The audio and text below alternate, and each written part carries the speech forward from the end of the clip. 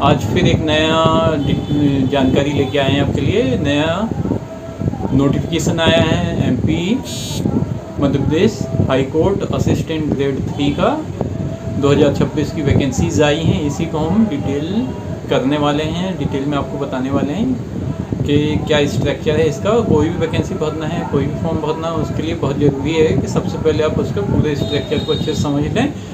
तो आज का हमारा रोड मैप जो होने वाला है वो देख लेते हैं। टोटल 4 मुख्य चीज़ों में इसको हम कवर करने वाले हैं।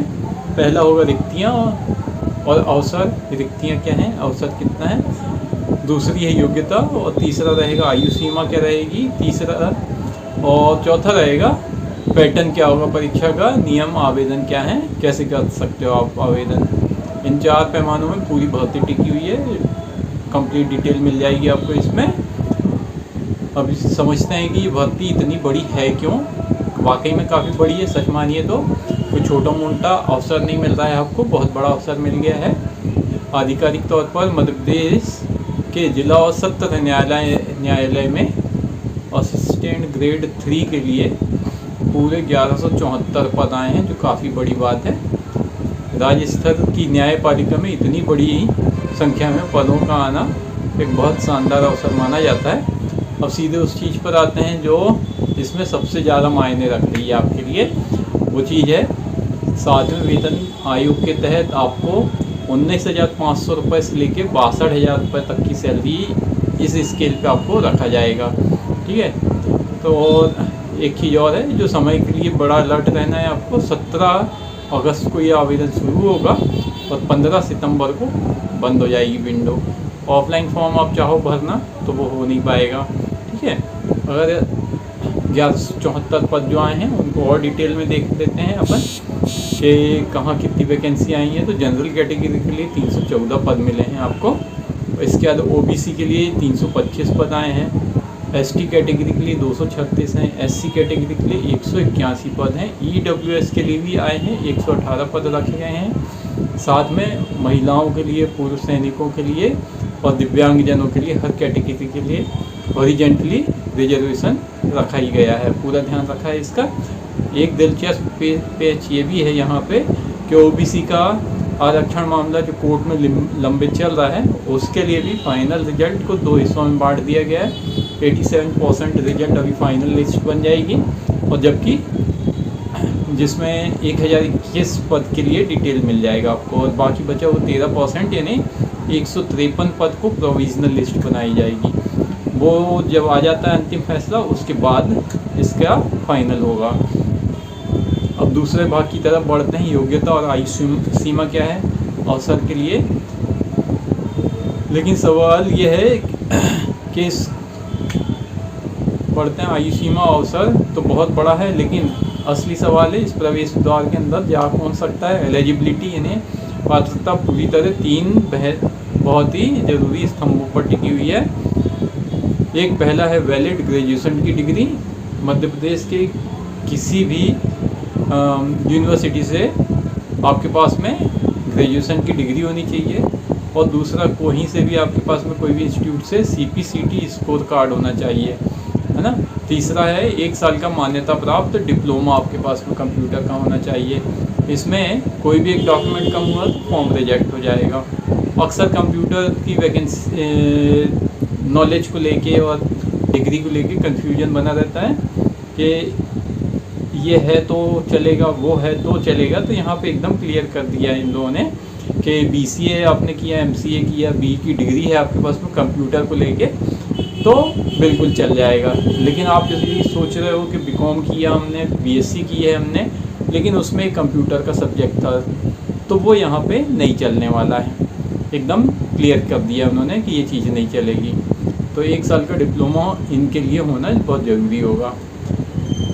अब बात आती है एज को लेके। कट ऑफ डेट बिल्कुल क्लियर कर दी गई है, 1 जनवरी 2026 तक का ही है। इस तरीके से मध्य प्रदेश के आरक्षित पुरुष जो है, अनारक्षित पुरुष मतलब जनरल कैटेगरी के लिए जो मेल कैंडिडेट हैं उनके लिए मैक्सिमम एज आ जाएगी 40 ईयर्स की 1 जनवरी 2026 को। और वहीं यदि अपन जनरल रिजर्वेशन वाली कैटेगरी की बात करते हैं जिसमें महिलाएं भी शामिल रहेंगी, सभी महिलाएं हैंडीकैप पर्सन, SC/ST और बाकी सारी कैटेगरीज, तो उनको 5 साल की छूट मिल रही है, यानी 45 ईयर्स तक वो लोग फॉर्म भर पाएंगे। अब तीसरा बड़ा अहम सवाल जो है वो है परीक्षा का पैटर्न और चयन कैसे होगा। योग्यता तो साबित हो गई, यदि आपकी योग्यता है तो आप इस रणभूमि में आ जाओ जहाँ असल मुकाबला होना है। पूरी चयन प्रक्रिया एक फनल की तरह काम कर रही है। बस स्क्रीनिंग टेस्ट होगा यहाँ पे, तो आपका प्रीलिम्स एग्ज़ाम तो वही स्क्रीनिंग के लिए है। इसमें आपके एक पद के लिए 5 कैंडिडेट को सेलेक्ट किया जा रहा है, ठीक है। मतलब है 1:5 का अनुपात रहेगा। कैंडिडेट को 50 नंबर के फाइनल और निर्णायक स्किल टेस्ट के लिए शॉर्ट लिस्ट किया जाएगा। जो फाइनल होगा वो आपका स्किल टेस्ट के बेस पे होगा। अब 100 नंबर का प्रीलिम्स जो होने वाला उसको क्या रहेगा पैटर्न वो देख लेते हैं। 120 मिनट का समय मिलने वाला है आपको, और टोटल 20 करके 5 सेशन होंगे 20 नंबर के। इनमें मध्य प्रदेश का जीके आएगा, जीके मध्य प्रदेश का रहेगा, ये भी अच्छी बात है, काफ़ी लिमिटेड हो जाता है। सामान्य ज्ञान, फिर मैथ्स रहेगी, रीजनिंग रहेगी, सामान्य हिंदी होगी और इंग्लिश होगी। कंप्यूटर नॉलेज से संबंधित सवाल होंगे। इस तरीके से 5 सेशन होंगे 20 नंबर के। इसको पार करके दूसरे राउंड का दरवाज़ा आपके लिए खुल जाएगा। असली अग्नि परीक्षा आपकी कहाँ होगी मालूम है? हिंदी का टाइपिंग टेस्ट। वहाँ आपको 10 मिनट का समय मिलेगा। रेमिंगटन गे लेआउट पर करीब 350 शब्द टाइप करने होंगे। सबसे खतरनाक बात क्या रहेगी, एग्ज़ाम्स के दौरान माउस को यूज़ नहीं कर पाओगे आप, माउस यूज़ नहीं कर पाएंगे। और गलतियाँ तो ठीक हैं, यदि आपसे गलती हो गई तो उसको ठीक करने के लिए माउस से नहीं जा सकते, आपको कीबोर्ड से ही जाना होगा। और हर बैक स्पेस के लिए आपका नंबर कट होने वाला है। होश उड़ रहे हैं ना, आपको जानते हैं क्या नियम है। अब यहाँ पे बात यह है कि माइनस मार्किंग का सिस्टम बहुत तगड़ा रखा गया है। एक भी गलती करी या कोई शब्द छोड़ दिया आपने टाइपिंग में तो आपका वहाँ 0.5 मतलब आधा नंबर कट हो गया। अब यदि आपने कोई मिस्टेक करी है और बैक स्पेस से ही आपको जाना पड़ेगा, तो उसमें आपका हर एक जितनी बार आपने स्पेस को दबाया है, बैक स्पेस दबाया, उतनी बार 0.1 नंबर आपका कम होता जाएगा। तो गलती के लिए भी आपको कीमत चुकानी पड़ रही है यहाँ पे, ठीक है। इस रेस में बढ़ने रहने के लिए आपको कट ऑफ भी काफ़ी टाइट रखा गया है। जनरल और OBC के लिए 55% ये कंपलसरी रहेंगे। EWS के लिए 49.5% लाना ज़रूरी रहेगा। SC कैटेगरी के लिए 45 है और ST के लिए 40%। इतना कट ऑफ आपका आना ही चाहिए। इतने नंबर आ गए तो आप लिस्ट में तो शामिल हो जाओगे, अदरवाइज वहीं गेम के बाहर हो गए। और फाइनल आते हैं चौथे विवाद पर। आवेदन का चरण क्या रहेगा? चक्रव्यूह को पार करना है आपको, तो उसके लिए कुछ ज़रूरी प्रशासनिक शर्तें हैं जिनको आपको पूरा करना होगा। बहुत बड़ी शर्त है यहाँ पे। 2 लाख रुपए का बॉन्ड रखा गया है ना। चयन यदि आपका हो गया तो कम से कम आपको 3 साल के लिए सर्विस देनी होगी। 3 साल की सर्विस है या फिर आपका बॉन्ड है 2 लाख रुपए का। तो ये सख्त नियम है। 26 जनवरी 2001 के बाद यदि तीसरी संतान हुई है आपकी तो भी आप इससे बाहर हो गए, अपात्र घोषित हो जाएंगे। टाइम को लेकर बिल्कुल सटीक रहना होगा आपको। 15 सितंबर को ये आवेदन चालू हो गया, 15 सितंबर को तो ख़त्म हो जाएगा, अब ये चालू हो चुका है। डेडलाइन ख़त्म होने के बाद 19 और 20 तारीख को एक छोटा सा विंडो मिलेगा। यदि आपसे कोई मिस्टेक हो गई है तो वहाँ आप करेक्शन कर सकते हो, ठीक है। अब आवेदन को 4 सिंपल स्टेप्स में समझ लेते हैं। आवेदन करने के लिए 4 सिंपल स्टेप रहेंगे। पहला रजिस्ट्रेशन करो आप, यूजर आईडी आपकी जनरेट हो जाती है, फिर आईडी से लॉगिन कर लो। लॉगिन करने के बाद पूरा फॉर्म फिल कर दो।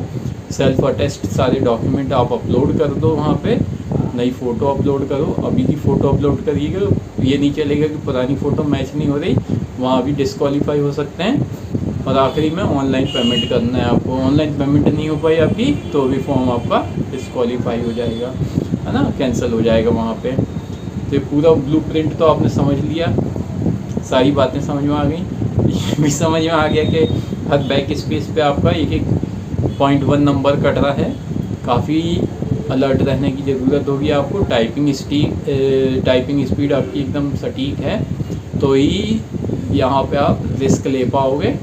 ठीक है, गंभीरता से सोचिए, क्या करना है समझिए। काफ़ी डिटेल में आपको समझा दिया है। यहाँ तक बने रहने के लिए आपका धन्यवाद। जानकारी अच्छी लगी हो तो चैनल को सब्सक्राइब, वीडियो को लाइक और अपने फ्रेंड्स के साथ शेयर कर लीजिएगा। कोई भी क्वेश्चन है तो कमेंट बॉक्स में पूछिएगा। Thank you.